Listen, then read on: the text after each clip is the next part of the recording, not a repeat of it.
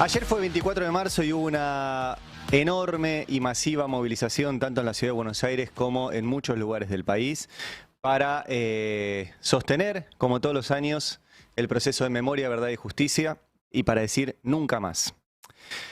En el mismo momento, el gobierno de Javier Milei publicó un video donde intentan desde el Estado, así como en algún momento el gobierno de Néstor Kirchner y de Cristina Fernández de Kirchner tomó las banderas de los derechos humanos y de la memoria, la verdad y la justicia frente al terrorismo de Estado, ahora hay un gobierno que toma una agenda que ellos denominan historia completa.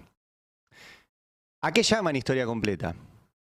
Dicen que solamente se habló de la historia del terrorismo ejercido desde el Estado y que no se habla, y sobre todo que no se ha juzgado a los casos de muertes producidas por acciones armadas de las organizaciones políticas de los años 70.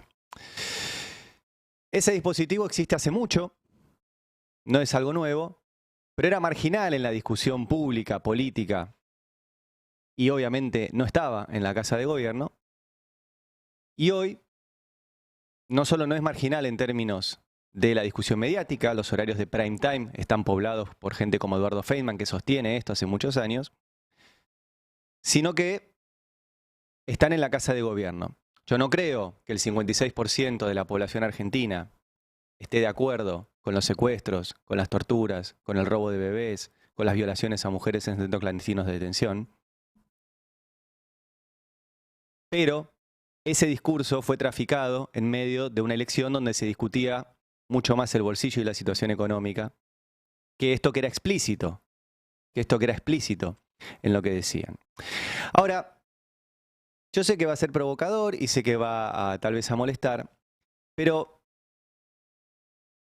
creo que hay que darle la bienvenida a esta discusión por la historia completa, en varios sentidos, Primero porque yo creo que la memoria es como el amor. La memoria hay que regarla todos los días. Hay que ponerle todos los días. Hay que sostenerla todos los días. Y no hay nada en la memoria cultural de un país que sea irreversible en términos de discusión cultural. Y estamos ante ese ejemplo.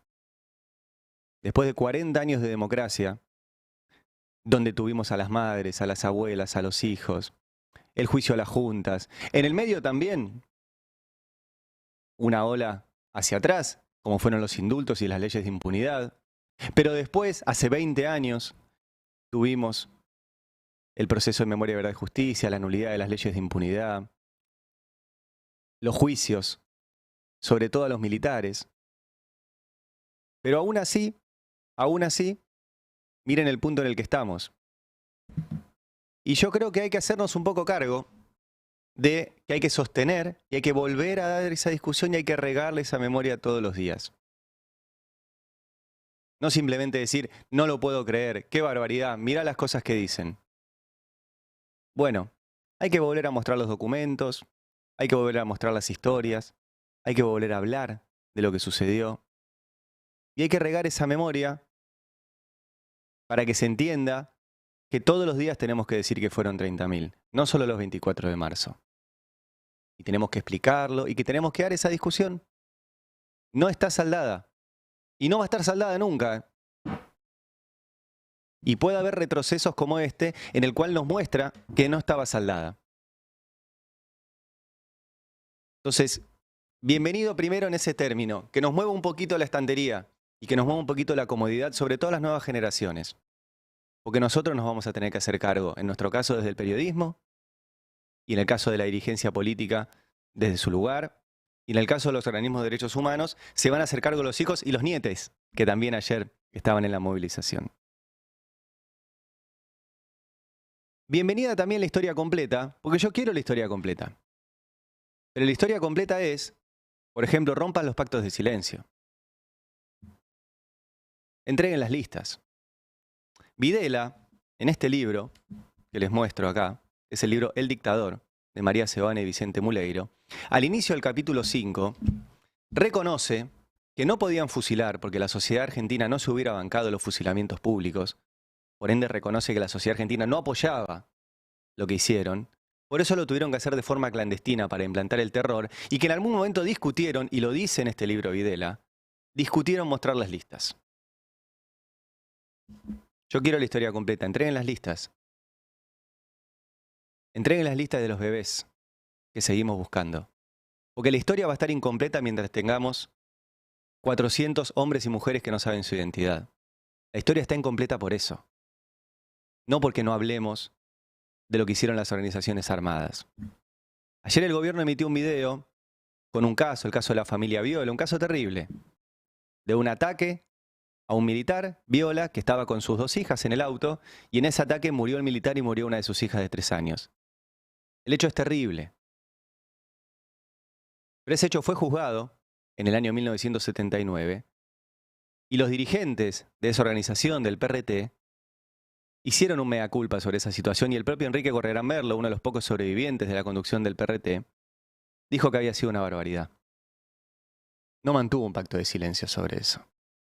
Y además, no fue realizado desde el Estado. Entonces ese crimen, que fue un crimen, prescribió, fue juzgado, la propia organización que lo hizo un mea culpa, y no es un crimen de lesa humanidad, como sí lo son los crímenes hechos por el Estado. Ahora, ayer el gobierno en este video puso este caso, fue un video muy pobre, porque si querés decir algo, mostrar documentos, mostrar información, fue simplemente mostrar esta historia, que es una historia de vida dura, pero una historia de época también, y poner como personaje principal a Juan Bautista del Tata Joffre. Y quiero decir varias cosas de ese personaje, de las cosas que dijo y de su historia completa, porque también se ocuparon de ocultar eso. El Tata Joffre dijo, por ejemplo, ayer que todo lo hicieron por plata, algo organizado por Eduardo Luis Duhalde y Rodolfo Ortega Peña. Eduardo Luis Duhalde fue el secretario de Derechos Humanos de Néstor Kirchner, que fue el que llevó adelante el proceso de recuperación de Memoria, Verdad y Justicia. Efectivamente era defensor de presos políticos, junto con su compañero de estudio, Rodolfo Ortega Peña. Rodolfo Ortega Peña fue asesinado en julio del 74 por la AAA. Asesinado. Y este hombre aparece diciendo que todo esto fue por plata, organizado por Duhalde y Ortega Peña. Por plata, además, dice que niega que las indemnizaciones comenzaron durante los 90, durante el gobierno de Carlos Menem, que él integró, y ahora voy a ir a eso. Pero además dijo que Alfonsín había aceptado las leyes de obediencia debida de punto final. Alfonsín estuvo a punta de pistola, con cuarteles tomados, mientras lo presionaban para que no siguiera adelante por los juicios, que habían comenzado con el juicio de las juntas. A punta de pistola lo hicieron aceptar. Pero el Tata Joffre, además, la estrella de este documental que emitió el gobierno, tiene varias cosas para contar. Primero, que su hermano, Ricardo Joffre, su hermano mayor, fue el subsecretario general de la presidencia de Videla. Él era el armador político de Videla. Trabajaba en la mesa chica de Videla, el hermano del Tata Joffre. Su hermano. Los crímenes no tienen consanguineidad, pero su hermano sabía de la represión clandestina. Sabía lo que estaba haciendo Videla. Y todo el proceso editorial que después hizo el Tata Joffre, que culmina con su participación de ayer en el video, es también para negar la participación de su hermano en un genocidio. El Tata Joffre también fue designado en la CIDE por Menem. Tuvo poquito tiempo, pero en su paso por la CIDE puso al frente de la Escuela Nacional de Inteligencia al general de brigada Carlos Alberto Martínez. Carlos Alberto Martínez es peor que Videla, porque fue el tipo que ideó, desde la Jefatura 2 de Inteligencia y desde la CIDE durante la dictadura, la represión clandestina. Y en democracia, el Tata Joffre lo puso a dirigir la Escuela Nacional de Inteligencia. A uno de los tipos más nefastos de la historia argentina, Carlos Alberto Martínez. Carlos Alberto Martínez fue el que ideó también el plan para combatir la política de memoria, verdad y justicia, algo que ideó en el 2004, esto lo publicó la colega Luciana Bertoia, y que hizo un plan de varios puntos, que era empezar a buscar víctimas de lo que ellos llaman el terrorismo, armar contrajuicios, armar una contraagenda, y la principal heredera de ese plan es Victoria Villarroel. Entonces el tipo que en democracia reivindicó a este genocida, el Tata Joffre, ahora aparece en el video del gobierno de Victoria Villarroel, que es la que mejor aprendió de cómo intentar dar vuelta a esta historia. Y ese plan lo ideó ese genocida. Además, el Tata Joffre no solo hizo eso en la CIDE, sino que cuando se fue de la CIDE armó un emprendimiento para espiar a funcionarios públicos. Ese emprendimiento espiaba a Cristina, espiaba a Scioli, espiaba a Alberto Fernández, espiaba a Tayana, y le daba el resultado de ese espionaje a periodistas como Carlos Pagni. Eso consta en la causa judicial donde estuvieron los dos procesados.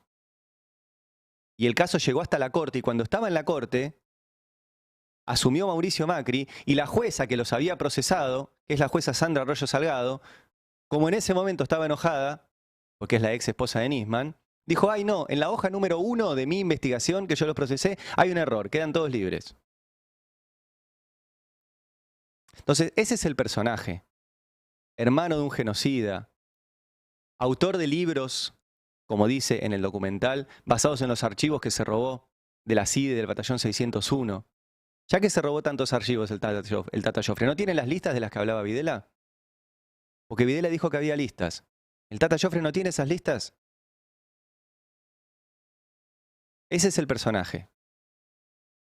Hace muchos años que viene trabajando en esto y hoy termina en el gobierno haciendo este video.